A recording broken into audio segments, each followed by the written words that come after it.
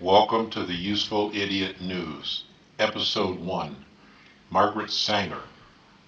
Carl Becker reporting. Who was Margaret Sanger? Since much of the press and history of Sanger is positively associated with women's rights and healthcare, perhaps we'll take an alternate view here. Primarily known today as the founder of what would later become Planned Parenthood, hailed in some circles as an advocate for women's rights and health care. She personally described her purpose as to limit the reproductive abilities of the so-called underclass. Consequently, she is closely identified with the progressives and eugenics movement. Eugenics may be defined as the practice of controlled selective breeding to improve the human population. This is accomplished through various forms of birth control, including forced sterilization. Eugenics in America. The Supreme Court upheld the practice of forced sterilization in the 1927 case, Buck v. Bell.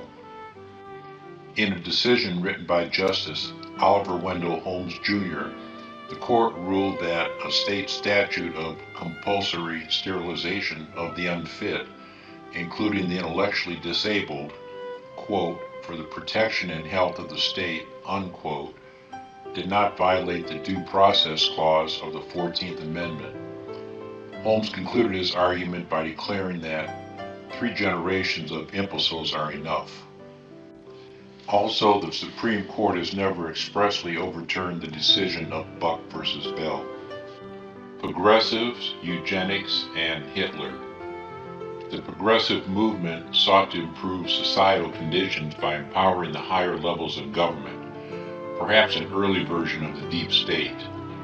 There was also willingness by progressives to ignore individual liberty for the sake of improving America. This is associated with their support for eugenics. For at least 3 decades, eugenics ideas were politically influential, culturally fashionable, and scientifically mainstream. In organizing their eugenics program, the Nazis were inspired by the United States policies of forced sterilization, especially the eugenics laws that had been enacted in California. By 1921, California had accounted for 80% of the sterilizations nationwide. The first Nazi statute was consciously based on the model of the American Eugenics Society. Consequently, the progressives and Hitler had some common ground and mutual admiration.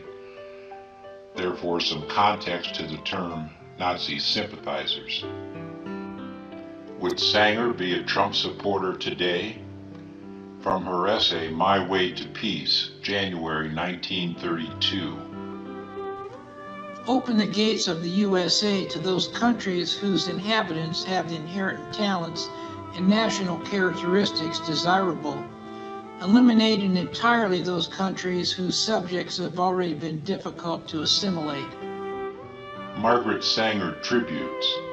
Currently, her name is placed on national landmarks, prominent buildings, and also libraries.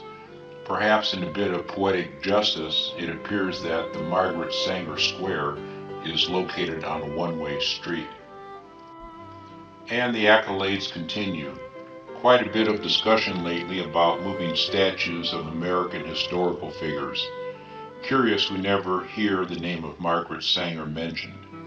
On a regular basis, you will hear praise of Sanger in media, art, and politics. Unfortunately, these same people heaping praise are less forgiving of Thomas Jefferson and George Washington. According to the CDC, more than 55 million abortions have reportedly occurred since 1973. The actual number may be much higher, as there is no mandatory reporting. Black women were more than 3.5 times more likely to have an abortion in 2014 than white women. History books will write that the progressive era lasted from the 1890s until 1920. Also, that the eugenics movement was discredited after World War II. Perhaps some of the ideas still remain and have just been successfully rebranded. Carl Becker reporting.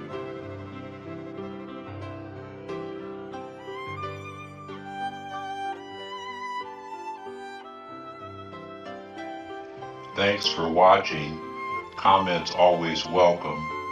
Also, like or subscribe, greatly appreciated.